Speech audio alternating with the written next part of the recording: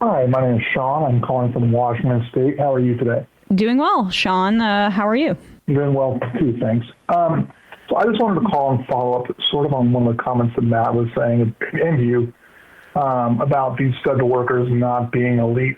You know, living out west, one of the main ways in which I interact with our federal government is through resource agencies. I hunt and I do other things outside. And when about 3,400 Forest Service employees were fired as a result of these cuts, and when I became aware of this, I reached out to some hunting and conservation groups that I'm a part of, and I asked them to stand up for these workers. And it was just amazing to see some of the comments that people who are supposedly, avid users of our public land, they believe that these cuts were going to be made primarily to elites. There are no elites in the Forest Service. Upper management. That's not what happened. These cuts are to working people who live, especially in these resource agencies like the BLM and Forest Service. They live in very remote areas where oftentimes these agencies or these offices, ranger districts, those sort of things, are one of the larger employers. I mean, remote central Idaho, remote southeastern Oregon, remote northeastern Washington, Montana, Wyoming. These places are not. I know. But it's just shocking. Well, this is where the Democrats need to take a federal worker who's from one of the areas you're talking about and come up with some grandstanding bill about protecting the federal workforce, like the Lake and Riley Act, and say, yeah, it's the Luke Graziano Act, protecting our veterans from DOGE and Donald Trump and billionaires. Now. Do it now, because what you're saying is they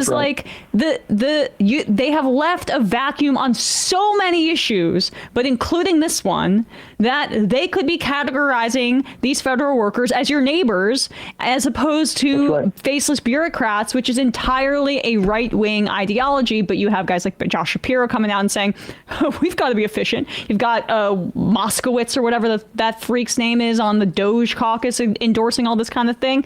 And then you have Hakeem Jeffries, I guess, with his thumb up his ass and waiting so they can use this as leverage in the budget negotiations. But if we had a functioning political party,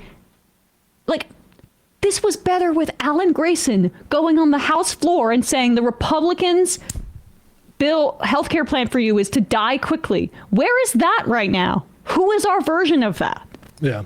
And a lot of it is the efficiency mindset, which efficiency, when said by these people, is profit maximization and more money for speculators who should be taxed way more than they already are, to even more money for them to play with. But I completely agree. I come from a conservative background, hunted multiple times a year, multiple different types of licenses, but also come from a family that knows the importance of a game and fish department for making sure that all this stuff is regulated. But I know, frankly, a lot of hunters are weekend warriors who just buy the fucking gear and go Donald Trump Jr. it for the weekend and don't give a fuck about the land that they're on because they're probably on some rich guy's land anyway. There's no sort of actual stewardship thing there. And one of the big laments I've had is that people who do hunt and do enjoy the outdoors completely missed what capitalists are doing to all of that shit. And it's not because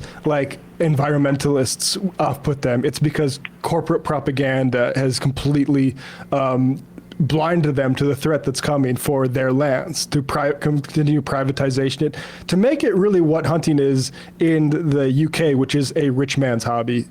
Yeah. That's 100% right. That is 100% right. And, I don't know if you guys are aware of this because living back east, and I'm not sure, I don't get the impression that you're plugged into, the things that go on in the hunting community, maybe the public lands arena. But there was a lawsuit that was filed by the state of Utah essentially to declare basically unappropriated, which means unimproved federal lands that were managed by the BLM, basically give those back to the state of Utah. There is a real push in Western states to have our public land turned over to these states that have no budget to manage them. And then what will happen is that public land will be sold off to developers and capitalists. And these people who think that they for like mineral mining who too. Enjoy, yeah, well, or like yes, and possibly ski resorts, possibly housing developments. You know, things. Yeah. The one interesting thing is, you know, Donald Trump, you know, during the campaign, you know, discussed the possibility of developing some of these federal lands. There's no water to live. These arid, wet public lands. These western public lands are extremely arid. You cannot develop those lands for like dense housing. And the Colorado River is already overly appropriated, which is, you know, a lot of the Bureau of Land Management land is in that, you know, Colorado River basin. So the point of it is, this is an attempt to privatize our public land. It is a first step to privatizing our public land. You know, they've cut the government. They're going to, now the next thing will be, see how poorly our public land is being administered because it's owned by the government. Private enterprise can do better. Let's work towards privatizing this land. And then it won't be, and then it will be accessible only to the elites. Yep. I mean, that's the model. Have you heard of Big Sky in Montana? Yes. I mean, that's the model, right? Like I believe, or maybe it's not that exact resort, but there's a resort next door that's just a private mountain. Yep. Like Tom Brady, I think, has a house there or whatever. Like owned by a Massachusetts-based hedge fund. Right. The entire town. That's what it is. Yeah, and this is the network state that the tech guys are talking about too. That's right. Well, I'll say this. You know, Matt was talking about Western hunting turning into something like it is in Europe for only the truly wealthy. That is what's happening. And, you know, there are people who, like for instance, you know, Joe Rogan, who goes and hunts on these private tracts where he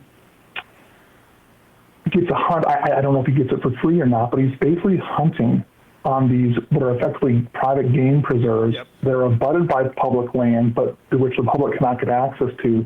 And the hunt itself is worth tens of thousands of dollars.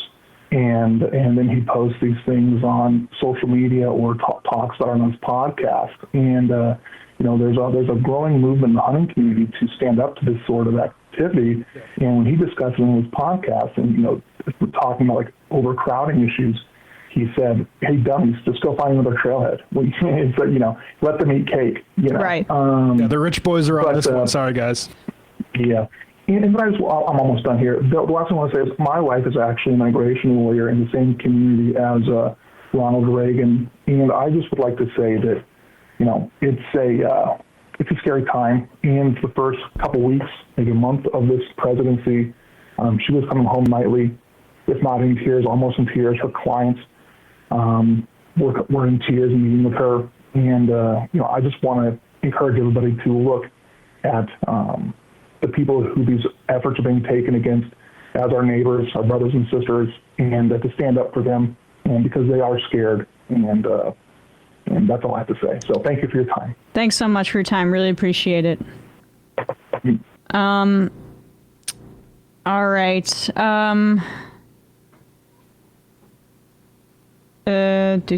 Cast Iron Jake, Utah's specific plan is to actively take all the national public lands in Utah and then sell them off and privatize all of it. They spent a couple million trying to see the federal government sue. I think you mean the federal government over it. It's the war on the public anything. It's enclosure. It's Tim Heidecker saying it's free real estate. That's what it is.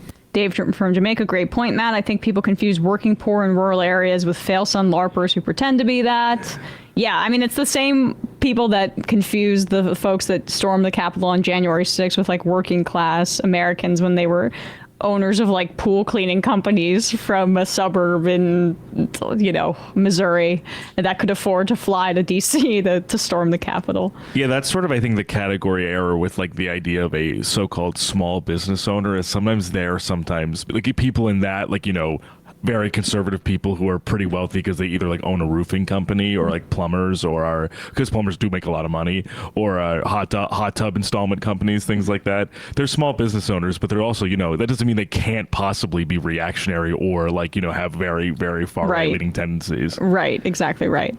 Hey, folks, don't forget to hit the subscribe button and check out our daily show. We do it every day at 12 p.m. Eastern for about 2.5 hours. We even take phone calls. You should check that out.